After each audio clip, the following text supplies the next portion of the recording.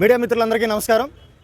Janasena party అధ్యక్షులు, ఆంధ్రప్రదేశ్ రాష్ట్ర ఉప ముఖ్యమంత్రి వర్యులు గౌరవనీయులైన శ్రీ కొణిదెల పవన్ కళ్యాణ్ గారిని గత 2 రోజుల క్రితం బీసీవై పార్టీ కేంద్ర కార్యాలయం దగ్గర ఆ పార్టీ అధ్యక్షులు రామచంద్ర యాదవ్ గారు చేస్తున్నటువంటి దీక్షా శిబిరంలో మద్దతుగా తెలంగాణ రాష్ట్రానికి చెందినటువంటి హైదరాబాద్లోని అంబర్పేట నుంచి శ్రీనివాస్ యాదవ్ అనే ఒక వ్యక్తి ఆ దీక్షా శిబిరానికి సంఘీభావంగా విచ్చేసి అక్కడ మా అధ్యక్షులు పవన్ కళ్యాణ్ గారిని పరుష పదజాలంతో అనుచిత వ్యాఖ్యలు చేసి నోటికి ఎలా వస్తే మాటలు అలాగా నాలుక ఎలా తిరిగితే అలా అడ్డదిడ్డంగా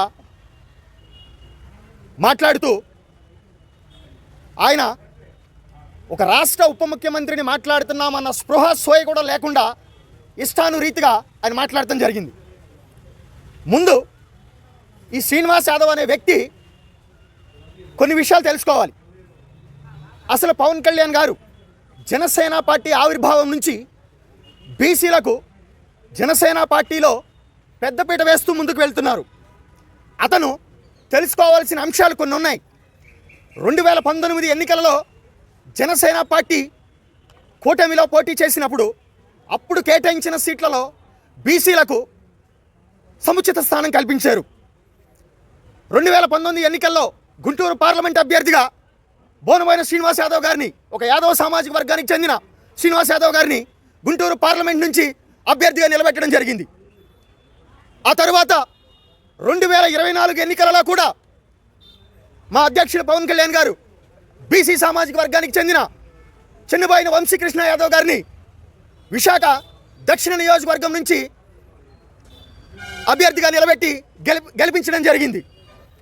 2024 ఎన్నికలలో బీసీ సామాజిక వర్గానికి చెందిన 3 వ్యక్తులు, వంశీకృష్ణ యాదవ్ గారు, బొమ్మిడి నాయకర్ గారు, కొనతాల రామకృష్ణ గారు లాంటి వ్యక్తులకు సీట్లు ఇచ్చి పవన్ కళ్యాణ్ గారు బీసీలను గౌరవించడం జరిగింది.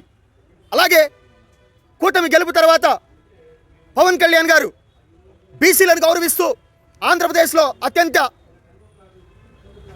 విలువ కలిగిన కార్పొరేషన్ అయినటువంటి ఏపీఎంఐసీడీసీ చైర్మన్ మంగళగిరి నియోజకవర్గానికి చెందిన బీసీ సామాజిక వర్గానికి చెందిన చిలపల్లి శ్రీనివాస్ గారికి ఇవ్వడం జరిగింది.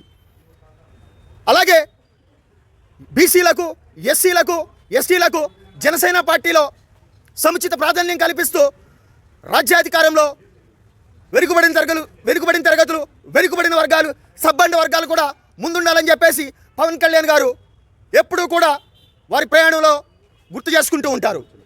డాక్టర్ బాబాసాహెబ్ అంబేద్కర్ గారి ఆలోచన విధానం, మహాత్మా జ్యోతిరావు పూలే స్ఫూర్తితో జనసేన పార్టీని ముందుకు తీసుకువెళ్తున్న వ్యక్తి మా పార్టీ అధ్యక్షులు గౌరవనీయులైన పవన్ కళ్యాణ్ గారు. అలాంటి వ్యక్తిని ఈ శ్రీనివాస్ యాదవ్ అనే వ్యక్తి హైదరాబాద్ అంబర్పేట నుంచి వచ్చి మంగళగిరిలో మా అధ్యక్షుల వారిని ఇష్టానురీతిగా అవాకులు చవాకులు పేలడం జరిగింది. ఈ సందర్భంగా ఈ శ్రీనివాస్ యాదవ్ అనే వ్యక్తికి ఒకటే చెప్తున్నాం మేము. ఆ దీక్షా శిబిరంలో ఉన్నటువంటి దీక్ష చేసిన బోడే రామచంద్ర యాదవ్ గారు కూడా 2019లో జనసేన పార్టీ తరఫున పొంగనూరు నుంచి జనసేన బీఫారం మీద పోటీ చేసిన వ్యక్తి. ముందు మీరు ఆ విషయం తెలుసుకోవాలి. మీరు సంఘీభావం తెలియజేసిన వ్యక్తికి కూడా సీట్ ఇచ్చి నిలబెట్టి అసెంబ్లీకి పంపించాలని ఆలోచన చేసిన వ్యక్తి మా అధ్యక్షులు పవన్ కళ్యాణ్ గారు. ఇవేమీ తెలుసుకోకుండా పవన్ కళ్యాణ్ గారిని తిడితే ఫేమస్ అయిపోతాం, పవన్ కళ్యాణ్ గారిని మాట్లాడితే ఫేమస్ అయిపోతాం అని చెప్పేసి హైదరాబాద్ నుంచి నువ్వు ఇక్కడికి వచ్చి మాట్లాడితే కుదరదు. ఒకటే గుర్తుపెట్టుకోండి, ఈరోజు మొన్న దీక్ష చేసిన బోడే రామచంద్ర యాదవ్ గారు కూడా 2019 నుంచి 2024 మధ్యలో అప్పటి ప్రభుత్వంలో బీసీల మీద అమర్నాథ్ గౌడ్ని విచక్షణారహితంగా కాల్చివేస్తే ఎక్కడికి వెళ్ళారు? ఎంతోమంది జనసేన అప్పుడు కూటమి కార్యకర్తలను, బీసీలను అప్పటి ప్రభుత్వంలో అణిచివేస్తే ఎక్కడికి వెళ్ళారు? ఇదే శ్రీనివాస్ యాదవ్ ఇప్పుడు మాట్లాడే వ్యక్తి ఆ రోజున ఎక్కడికి వెళ్ళాడు? ఈ రోజున ఇప్పుడు వైసీపీకి, జగన్మోహన్ రెడ్డి గారికి అవసరమైతే ముందుకొచ్చి పేటీఎం డ్రామాలు, పేటీఎం ఆర్టిస్టు ప్రయోగాలు చేస్తూ ఉన్నారు. మీ పప్పులు ఈ రాష్ట్రంలో ఉడకవు. జనసేన పార్టీ బీసీల అభివృద్ధికి కట్టుబడి ఉంది. కూటమి ప్రభుత్వం బీసీల అభివృద్ధి సంక్షేమమే ధ్యేయంగా ముందుకు వెళ్తూ ఉంది. కాబట్టి ఈ శ్రీనివాస్ యాదవ్, అంబర్పేట శ్రీనివాస్ యాదవ్ అనే వ్యక్తికి ఒకటే చెప్తున్నాము, ఇంకొకసారి పవన్ కళ్యాణ్ గారి మీద నువ్వు అవాకులు చవాకులు పేలినా, ఇష్టానురీతిగా మాట్లాడినా, బిడా ఒకటే చెప్తున్నా, నీకు గుర్తుపెట్టుకో, నీ వీపు విమానం మోగిపోయింది. అలాగే నువ్వు మాట్లాడిన మాటలకు ఖచ్చితంగా జనసేన పార్టీ తరపున చట్టపరమైన చర్యలు కూడా తీసుకోవడానికి మేము ముందుకు వెళ్తున్నాము. ఈ రోజున మంగళగిరి రూరల్ పోలీస్ స్టేషన్లో పోలీస్ వారికి మేము జనసేన పార్టీ తరపున కంప్లైంట్ ఇవ్వడం జరిగింది.